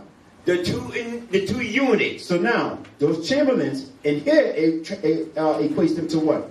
Eunuchs, meaning it was without what? Their rod. These bodyguards didn't have no rods between their legs. They chopped it off. It was eunuchs. Read. Of the king and keepers of the palace. Come on. And he heard their devices. And he heard their plot. And searched out their purposes. Uh-huh. And learned that they were about to lay hands upon Artaxerxes and the king. And so he certified the king of them. Uh-huh. Then the king examined the two eunuchs. So he brought those two brothers in and questioned them. And after that, they had confessed it. They confessed it. Yeah, we was about to kill you. And they were strangled. And he killed them. And the king made a record of these things. Uh-huh. And Mordecai also wrote thereof. Uh-huh. So the king commanded Mordecai to serve in the court. And for this he rewarded him. Howbeit, Haman, the son of Amethyst, the Agagite, who was in great honor with the king, sought to molest Mordecai and his people because of the two eunuchs of the king. So what is this telling you here? Haman was plotting with those two eunuchs to kill the king. This Edomite was going build an alliance and trying to get inside the empire, the Persian Median Empire, to try to take over the king's position. Mordecai heard of that thing. All right, so now God is giving Mordecai all kind of golden nuggets, making him look good before the king. There's a reason behind this thing. All right, from there, give me Esther chapter 3, verse 1. We're going back and forth, but I just want to fill in the blanks, showing y'all how Purim came about. All right, in the King James. Go back to Esther chapter 3, and I want you to pick up at verse 1. In the King James, the book of Esther, chapter 3 and verse 1. Come on. After these things, did Ahasuerus promote Haman, the son of Hammedatha, the Agagite, and advance him, and set his seat above all the princes that were with him. So now check this out now. You just heard about us reading about Mordecai giving the king all the daggone inside scoop about people plotting to kill him. But then somehow, this Persian king decided to go ahead and daggone reward this Edomite to be in his kingdom. All right, read. And all the king's servants that were in the king's gate bowed and reverenced Haman. So now everybody was bowing and giving reverence unto who? Haman, the Edomite. Come on. For the king had so commanded concerning him. Mm-hmm. But Mordecai bowed not. Mordecai said, to hell with that. I ain't doing that, dog. I'm a man. I ain't bowing to no Edomite. Read. Nor did him reverence. And he didn't even give him no kind of respect. Then the king's servant, which were in the king's gate, said unto Mordecai, why transgressest thou the king's commandment? He said, why you dang going acting all crazy, man? Now it came to pass, when they spake daily unto him, and he hearkened not unto them. So Mordecai was doing this thing every time he saw Haman. He would not bow before this Edomite. Piss Haman off. Read, pissing Haman off every day. That they told Haman to see whether Mordecai's matter would stand. So listen, you need to go and talk to the king and see what Mordecai is doing is right. Read. For he had told him that he was a Jew. He said the reason why Mordecai was not bowing is because Mordecai said, listen, I'm a Jew. I don't bow before they ain't gonna no Edomites. Read. And when Haman saw that Mordecai bowed not, nor did him reverence, then was Haman full of wrath. Oh, this Edomite got pissed off. And he thought scorn to lay hands on Mordecai alone. For they had showed him the people of Mordecai, wherefore Haman sought to destroy all the Jews that were throughout the whole kingdom of Ahasuerus, even the people of Mordecai. Jump down to verse 2. So now, Haman goes before Ahasuerus and complained. Ahasuerus wrote a letter saying that, yeah, you got to do that. Now we're picking up that right here. Verse 10. Yeah. Book Esther, chapter 3 and verse 10. Come on. And the king took his ring from his hand and gave it unto Haman, the son of Hamadiah, that Agagite, the Jew, enemy. So now, I want you to read verse 10 one more time. This is the part I want to get to. Read verse 10 one more time. Verse 10. And the king took his ring from his hand and gave it unto Haman. So now, this Persian king took his ring and gave it unto Haman, the Edomite. Everybody with me? Read. The son of Hamadiah, the Agagite. The Agagite. Remember that word right there, the Agagite. Read. The Jews' enemy. The Jews' enemy. The Jews' enemy. Who is this daggone Agagite? Give me 1 Samuel chapter 15 and verse 8. 1 Samuel chapter 15 and verse 8. We're going to explain here. Because the reason why I got to fill in this blank here, because if you don't do that, a lot is going to be clueless as to what's really going on here. And you'll be like, oh, this nigga here making that stuff up. No, precept must be a part of precept. I'm going to prove to you that Haman was an Edomite. All right? 1 Samuel 15. The book 1 Samuel chapter 15 and verse 8. And he took again. Start at verse 1. Start at verse 1. The book 1 Samuel chapter 15 and verse 1. Samuel also said unto Saul, the Lord sent me to anoint thee to be king over his people. So Saul was the prophet that was sent to then go serve and do reverence unto. Samuel was Saul's prophet. Read. Over Israel. Now therefore hearken thou unto the voice of the word of the Lord. He said, listen to me and listen good. Come on. Thus said the Lord of hosts, I remember that which Amalek did to Israel. So now, Amalek here is the fake Jewish people today. Write that down. Amalek is another word for Jewish people. That's the people today that claiming to be us. That's Caucasians. All right? Amalek did to Israel. Read. How he laid wait for him in the way. He laid wait for him in the way? When he came up from Egypt.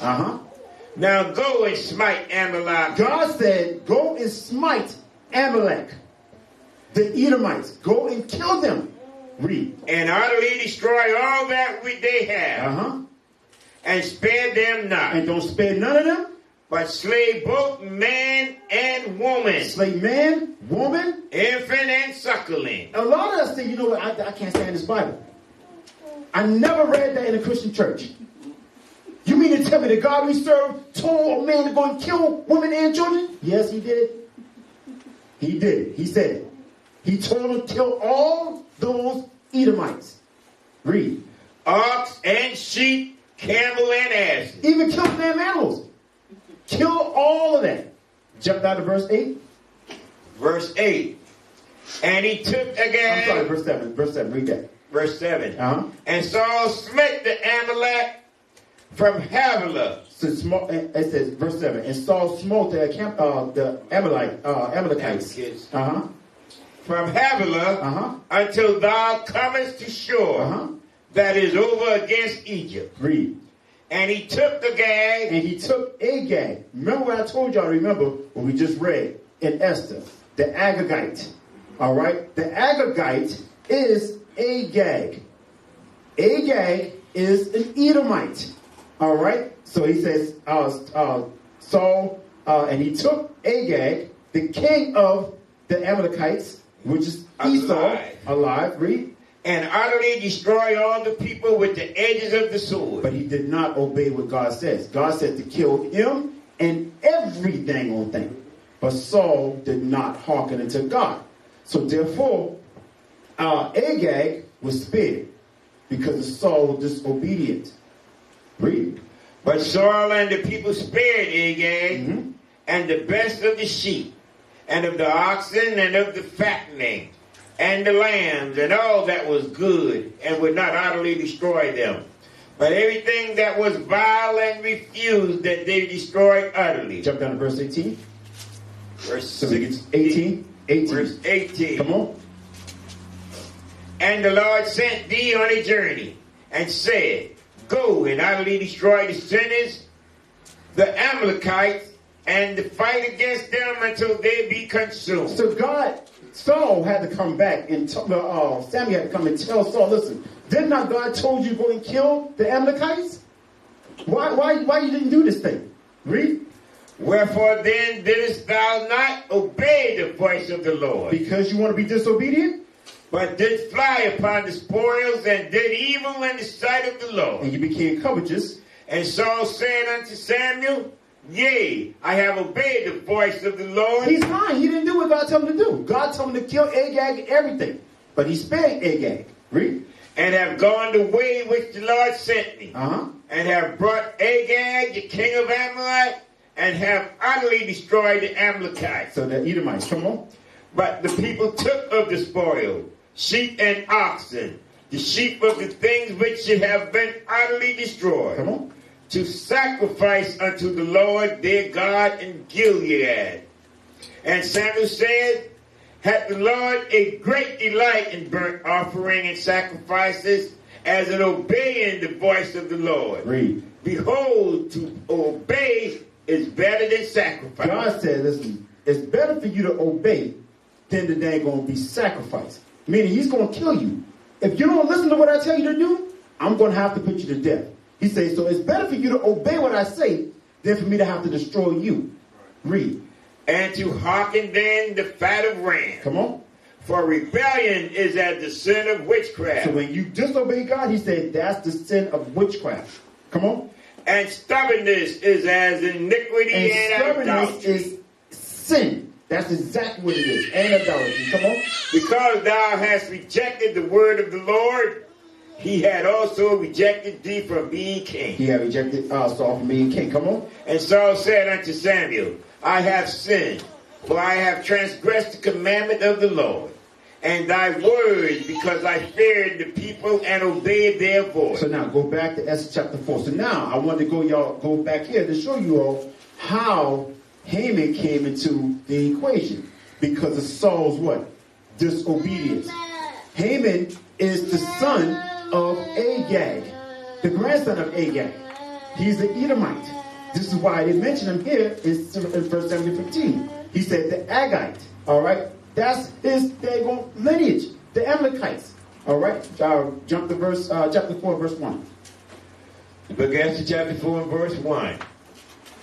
When Mordecai perceived all that was done, Mordecai rent his clothes and put on sackcloth with ashes, and went out into the midst of the city, and cried with a loud and bitter cry, and came even before the king's gate.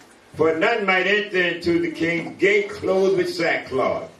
And in every province, whithersoever the king's commandment and his decree came, there was great mourning among the Jews, and fasting, and weeping, and wailing, and many lay in sackcloth and ashes. So when everybody heard that the king gave Haman the order to kill the Jews, all of them started mourning because they know their fate was in the hand of an Edomite, and he had to perform his decree. The king could not go back on his word.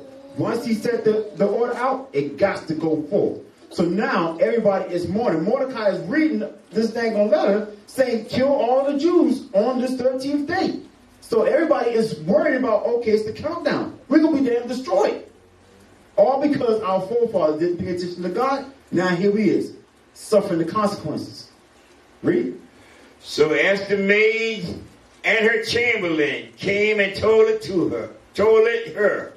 Then was the queen exceedingly grieved, and she sent raiment to clothe Mordecai, and to take away his sackcloth from him. But he received it not. He's like, I don't want to read that crap. Come on. Then called Esther from Hattach one of the king's chamberlain, whom he had appointed to attend upon her, and gave him a commandment to Mordecai to know what it was and why it was. So they had to talk between each other. It's almost like texting back and forth nowadays. Read. So Hattach went forth to Mordecai unto the street of the city, which was before the king's gate. And Mordecai told him of all that he had happened unto him, and of the sum of the money that Haman had promised to pay to the king's treasury for the Jews to destroy him. Read. Also he gave him the copy of the writing of the decree that was given unto Shushan to destroy them, to show it unto Esther, and to declare it unto her. Come on. And to charge her that she should go in unto the king, and make supplication unto her, and to make request before him for her people. So Mordecai said, listen, this decree now went out, you need to know about it. And you now got to go before this king and plead for your people. Read. And Hattach came. Jump down to verse 11. Verse 11. And the king's servant and the people of the king's province do know that whatsoever, whether a man or a woman... What are you reading? Verse 11. Chapter 4, verse 11. Chapter 4, verse 11. Read it again.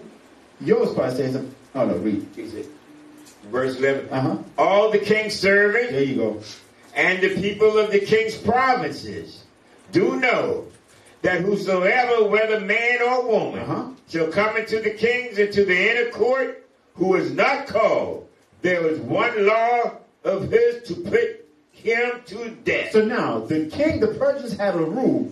They had rules for all kind of stuff. Listen, when you come before the king, you cannot come in there unless you were summoned. You don't just show at somebody's door and be like, hey, what's up, dog? Yeah, it's me. Let me on in the business. Nah, it didn't work like that. You had to be summoned to go inside that dang on place. And if you was not summoned, the order was you had to be put to death, whether you was a male or female. All right? So now this is what Esther is faced with now. Read. Except such to whom the king shall hold out the golden scepter, that he may live. But I have not been called to come into the king these 30 days. And they told to Mordecai Esther's words. So now, who here knows what a golden scepter is? Play the video. I'm going to show y'all what happened. All right? This is the golden scepter that it's talking about. All right? Skip through that. All right, let's know what to play. Keep going. Oh, I forgot about the pictures. Go back. All right, so now, it mentioned about Esther didn't show her race, right? This right here is what probably Esther might have looked like. Because you got to put in your mind. The East Indians are those people that got those dots on their head or whatever. So, when it says Esther didn't declare her race, Esther could blend in with any one of these sisters here. And the source couldn't dang gonna tell what she was. Because she looked like anybody. She could blend in with any race on the planet. You can't just point out and say, oh, that's a Judite sister right there. Or that's Benjamin. Esther was so bad, she looked like she was from all races in a nutshell. You can declare exactly what this sister here is. That's how fine she was. So you got to mix all that together and say, oh yeah, that's the part that looks like that. But go forward. All right, so now this here is the golden scepter. All right, play that. I want y'all to see what the golden scepter looked like. And this how it was before the king. All right.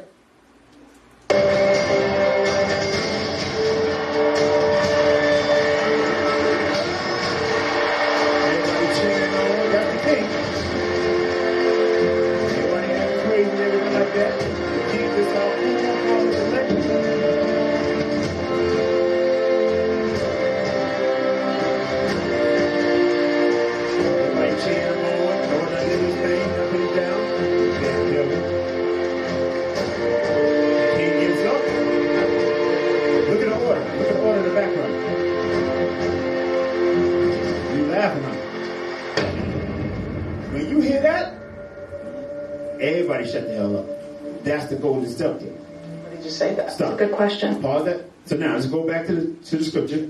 Read verse 13. So now Esther told Mordecai, listen, I can't go before the king unless he then go hold out the golden scepter. All right, so now read. Verse 13.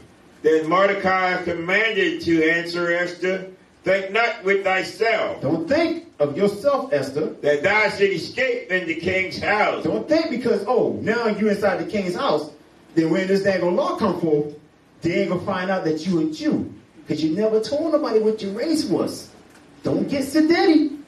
Read. More than all the Jews. More than all the Jews. Come on. For if thou altogether holdest thy peace, if you hold back your peace and don't do nothing at this time, then shall their enlargement and deliverance arise to the Jews from another place. Somebody else is going to get the praise. But thou and thy father's house, but you, Esther, and your father's house shall be destroyed. Shall be destroyed. And this here lets you know that guess what? The brothers back then knew that they had to keep things strictly biblical. All right? And understand what the purpose is. Everybody had to be on the same accord. You cannot get to the point where you think because now you got money, fame, and recognition that now you can look down on your people. Because now you living a good life. A lot of our dang sisters that got power and places of authority, they look down on the black man. They look down on their people. And they forget where they come from. But sometimes you got to give them what we like to call the nigga wake-up call. Paul Moon. Wake up, nigga. A nigga wake-up call. Play this video. I'm going to show you an example of that. Number 2, disturbing discussions. This concerns and conversations about how dark his skin is. All right? She's married to this so-called white man with Prince Harry and stuff like that. This is her getting her nigga wake-up call. This right here is, I'm showing y'all this to try to equate it to what Esther had to get put in check like. Might be when he's born. So what? And who is having that conversation? Before little Archie was even born, there were reportedly many conversations surrounding his arrival that raised red flags. To start, the powers that be did not want him to receive a title. By the same token, this meant he would not be afforded any security. This went on for the last few months of our pregnancy, where I'm going, hold on a second. That your son and Prince Harry's son, was not going to receive security? That's right. Naturally, Markle describes this as disconcerting for 2 reasons. Firstly, her child's safety should have been paramount. Secondly, the monarchy wanted to change convention to deny the first person of color born into the royal family a title. This was disturbing, to put it mildly. As if that wasn't troubling enough on its own, Markle recalled how concerns surrounding the potential color of Archie's skin were brought to Harry before his birth. What was that conversation? Listen. That conversation I'm never going to share. Pause it so you can stop that. Now let's go back to the dang story. Basically what he's saying is, listen, hey, I'm married to you, nigga, but I'm not going against my family for you. I'll just live with the consequences of our son will never be heir to the throne. Even though she's an Edomite, but to them, your mama's black, therefore you black. So that's that nigga wake-up call. Same thing Esther was put in check about. Don't think because now you can hide inside the king's house that these things ain't going to affect you. This right here is a prime example of that. They ain't going to never forget. They want the purest blood there is. The other dangle brother, his son, got heir to the dangle throne. But that little black baby right there, even though her dad is an Edomite, they don't give a damn. They said, listen, that black baby right there will never, ever have a seat or a chance at being king. Period. That's the same thing what happened to his mother. Mm-hmm. His mother used to step out and they'd kill her. All right, so now, I just want to show you all that. So now, jump over to, keep reading. Verse 15. Uh-huh. Then Esther bade them return verse 14. Verse 14. For if thou altogether holdest thy peace at this time, he said, if you hold back your peace and don't do nothing, Esther, then shall their enlargement and deliverance arise to the Jews from another place. Come on. but thou and thy father's house shall be destroyed. So she had to get a wake-up call from Mordecai. And who knoweth whether thou art come to the kingdom of such a time as this? He said, you don't know the reason why. Maybe God put you in this place for such as a time as this. And he's telling the truth because it was in his dream. Esther is that river, and that was that key place to then go giving Israel a chance to their freedom. She was the key to this dream. And if she didn't get that reality check, she was going to mess the whole thing up. Everybody understand what I'm saying so far? So all the pieces of the dream has to come together in order for it to make sense. All right? Jump that. Go to chapter 14. And that's in the Apocrypha. We almost done. That's chapter 14 in the Apocrypha. And read verse 1. And the Apocrypha, the book Esther, chapter 14 and verse 1. Come on. Queen Esther also, being in fear of death. She was scared. That's the reason why she was speaking like that. So what I like about this Apocrypha, it gives you, what you read in the Bible, the Apocrypha gives you intimate details as to what's really going on behind the scene. Read. Resorted unto the Lord. Jump down to verse 6. Verse 6. And now we have sinned before thee. So this is Esther's prayer. When you read chapter 14, right above it, Esther's prayer. All right? She's praying unto the Father before going before the king. This whole chapter is Esther's prayer. All right? I want you to jump down, read verse 6, and then we're going to jump.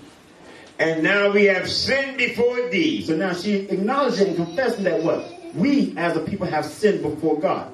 Therefore hast thou given us into the hands of our enemies. Jump down to verse 13. Verse 13. Give me eloquent speech in my mouth. Before going before the king, she's asking and praying unto the Lord. Lord, please give me eloquent speech. Pick the words in my mouth to speak right before the king. Because she knew the decree was anybody that came inside that door was going to be put to death. That included his wife. And he already threw away his first daggone wife. So she knew, I better make sure I go into God, because this thing going to kill me. And Mordecai didn't want me to go and talk to this crazy dude. Listen, she had to go and pray to God. Read. Give me eloquent speech in my mouth before the lion. Turn his heart to hate him that fighteth against us. That there may be an end of him. So it's talking about Haman. She's praying unto God to change the king's heart to then go destroy Haman's. Read. And of all that are like-minded to him. Read. But deliver us with thine hand, and help me that I'm desolate, and which have no other help but thee. Jump down to verse 16. Verse 16. Thou knowest my necessity. So she's praying unto God, saying, you know the things that's important to me. Read. I abhor the signs of my high estate. So now you're getting further in the details about how Esther really felt about being a queen in the Persians' empire. She hated that thing. Some of our sisters be like, shoot, I ain't gonna be no servant no more. I'll take this dang old thing. I'll roll with it. But Esther was like, I hate this thing. Read. Which is upon my head is the days wherein I show myself, and that I abhor it as a minstrel rag. A mistress rag. Come on. And that I wear it not when I am private by myself. Come on. And that thy handmaid had not eaten at Amon's table, and that I have not greatly esteemed the king's feast, nor drunk the wine of the drink offering. Come on. Neither had thy handmaid enjoyed since the day that I was brought hither to this present. So now, jump down to verse 19. Verse 19. O thou mighty God above all, hear the voice of the forlorn, and deliver us out of the hands of the mischievous, and deliver me out of my fear. So the point I want to get to is Esther, the reason why she was speaking the way that she was speaking to her uncle was out of fear. She was terrified because she knew what can happen to her. All right? But sometimes we'll get into that dang on place and we'll think just about ourselves. And that's normal. But you got to look at it, it's bigger than just you. It's not just about you. It's about your people. Therefore, this is why we always tell you all, it's not a one-man show up here. Every last one of you all play an important role in this dang old dream that we live in, whether you believe it or not. It's reality right now, But in the end, it's going to all seem as though it was a daggone dream. This is why the title of the class is Mordecai's Dream about the two lots. We're living in those things. We are God's chosen, that lot. That's the lot that was given unto us. The other lot about the heathens, they're going to be destroyed. But if we only endure and get over our fear, we will eventually overcome this thing. Everybody understand that? All right, from there, give me, so I'm just going to read these things so we can get to it. When you read chapter 15, all right, Esther goes into she goes before the king. Play that video. We're not going to read it. We're just going to play the video. So now Esther goes before the king. All right? And this is what happens. Your regent in my absence, Lord Haman, Prince of the Faith. It is my will that each of you obey him in every way exactly as you would regard your king.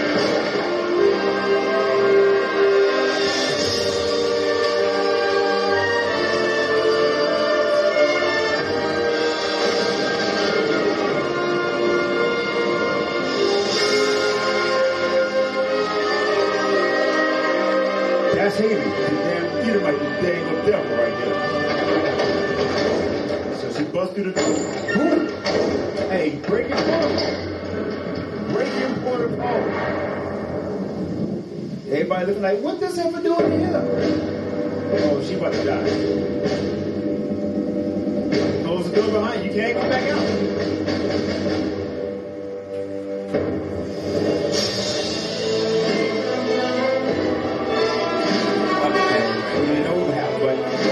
Around, they know the law, and they already know. They don't have to ask the king nothing. They ready to go take her head off.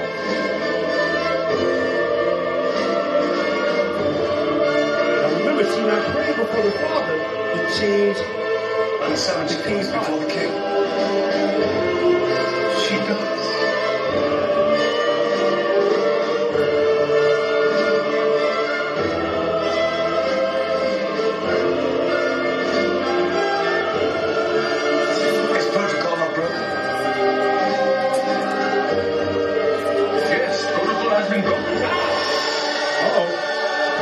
Listen, hey, kill him.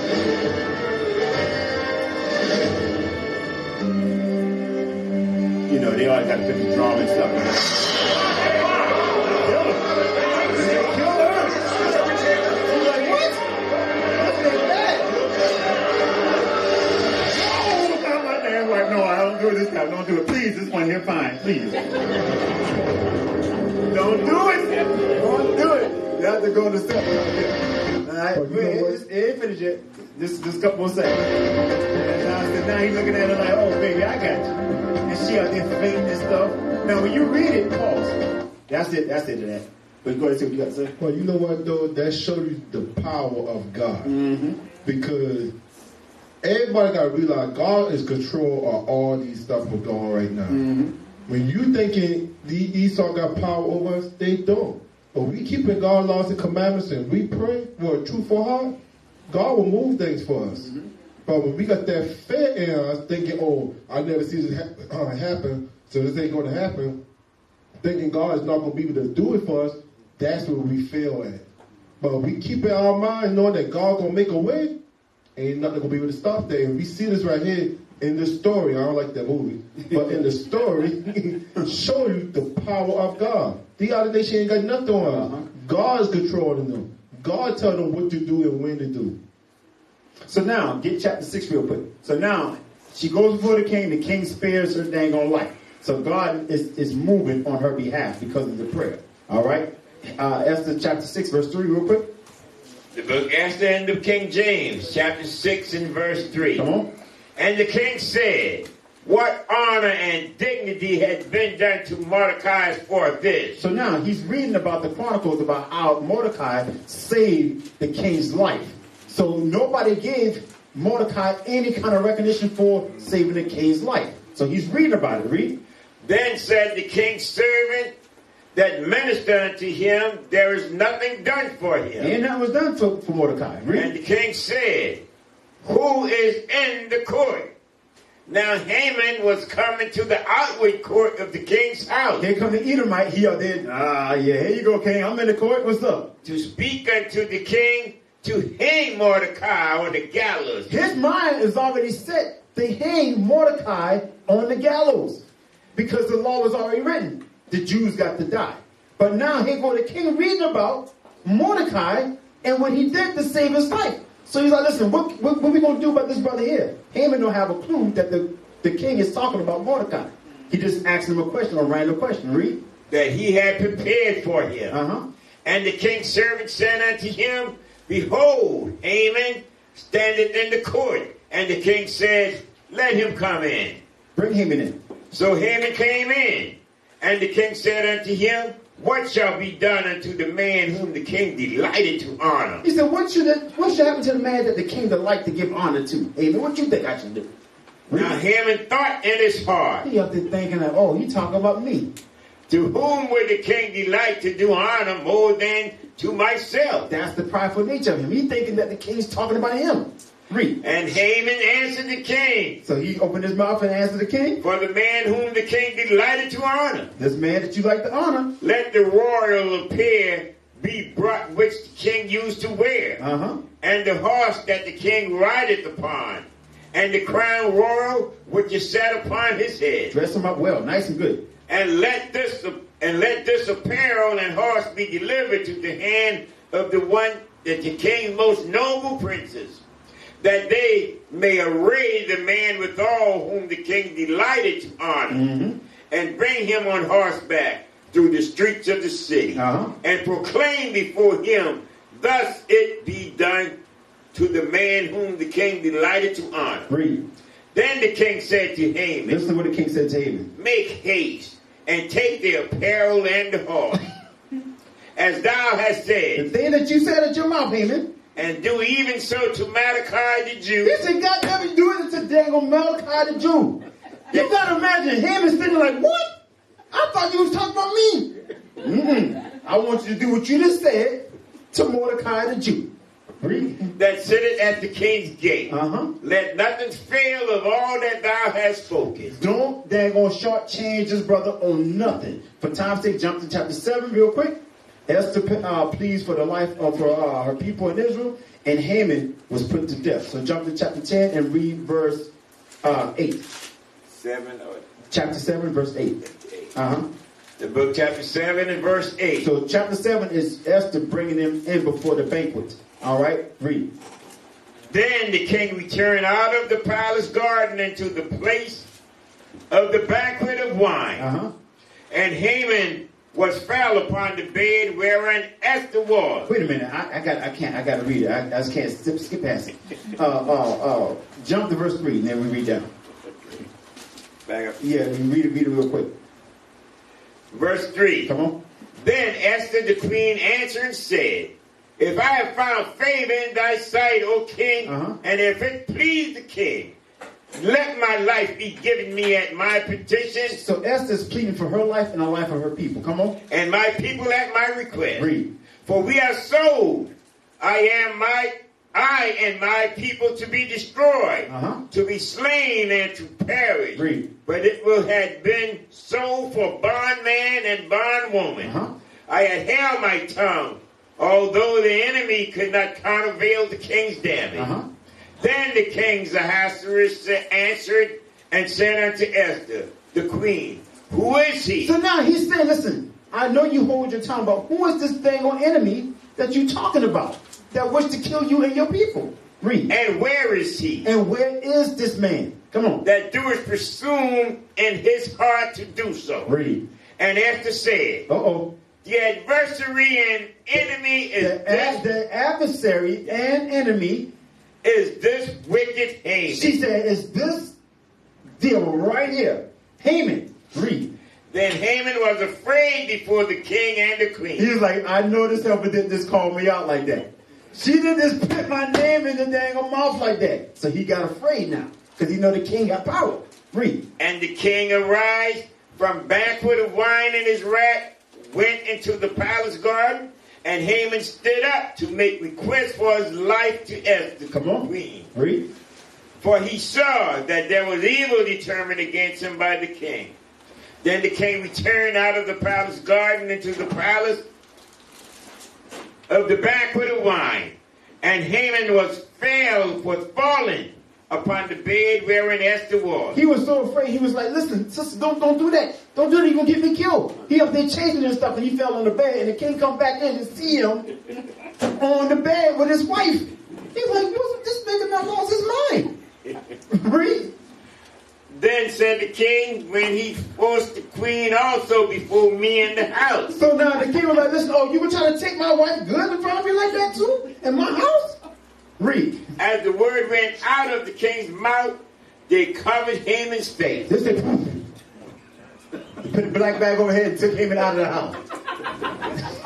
That was the bodyguards did. Read it again, that's what they did. Then said the king, will he force the queen also before me in the house? Read. As the word went out of the king's mouth, as he was speaking, they covered Haman's face. And Harbonah, one of the chamberlains, said before the king, behold, also the gallows 50 cubits high, which Haman had made for Mordecai, who had spoken good for the king, standeth in the house of Haman. Then the king said, hang him thereon. Hang Haman instead of dangle Mordecai. Read. So they hang Haman on the gallows that he had prepared for Mordecai. Then was the king's wrath pacified. So now the king was pacified. He's like, listen, okay, yeah, I feel satisfied about that thing. So now when you read chapter 8, it goes into the king writing a letter to give to the Jews to defend themselves against the other nations that was already a law set up for them to kill the Jews. He said, now you Jews, you have the right to defend yourself, and you got the Persian and Median army to back you up. That's chapter 8. All right. So now, chapter 9 is the dang on holiday. Let's get into that real quick, and we're going to wrap it up here. So this, chapter 9, is going to explain the Feast of Purim in a nutshell. This is the conclusion of the whole class. Esther chapter 9 and verse 2. The book of Esther chapter 9 and verse 2. Come on. The Jews gathered themselves together in their city throughout all the province of the kings of Ahasuerus to lay hands on such as sought their hurt. And no man could withstand them. From the them fell upon all people. Read. And all the rulers of the provinces and the lieutenants and the deputies and officers of the king helped the Jews because they feared of Mordecai. Because of the fear of Mordecai? Fell upon them. Fell upon them. Jump down to verse 13. So now the people feared Mordecai. All right? Because now they see that the Lord is working on his behalf. Verse 13. Then said Esther, if it please the king, let it be granted to the Jews which are in Shushan tomorrow also according unto this day decree, and let Haman's 10 sons be hanged upon the gallows. Read. And the king commanded it so to be done. And the decree was given at Shushan, and they hanged Haman's 10 sons. So now you see, Mordecai got the praise. Esther went and got over her fears, and she felt so good about dang on getting Haman killed. She said, listen, kill these 10 sons too. Hang all of them. I don't want none of them coming back. Jump down to verse 17. Verse 17. Come on. On the 13th day of the month Adar. That's the month that we're in right now. And on the 14th day of the same rested day, and made it a day of fasting and gladness. Made it a day of feasting and gladness. So this is why we celebrate the Feast of Purim. All right, read. But the Jews that were at Shushan assembled themselves on the 13th day thereof, and on the 14th thereof, and on the 15th day of the same day rested. Come on. And made it a day of feasting and gladness. Read. Therefore the Jews of the villages that dwelled in the unwell town made the 14th day of the month Adar a day of gladness and feasting, and a good day, and of sending portion one to another. So this is where we get the idea of giving gifts one to another. What we're reading here. The Feast of Purim is the only high holy day that you read about where it says how we give portions one to another. We give gifts to each other. A 2-day celebration. Everybody understand that? So it's lawful to do that thing. All right, jump down to verse 24, and we're going to wrap up here in this chapter. Verse 24. Come on. Because Haman, the son of Hamadiah, the Agagite, the enemy of all the Jews. The enemy of all the Jews. We read about him where? In 1 Samuel chapter 15. That's how you get the history. Read. Had devised against the Jews to destroy them. It was plotting against us from century to century, even up until now. They're still doing it to this very day. Read. And had cast Purim, that is, the lot. The what? The lot. The what? The lot. You see where it says had cast Purim. That's where we get the word Purim from, to cast lot.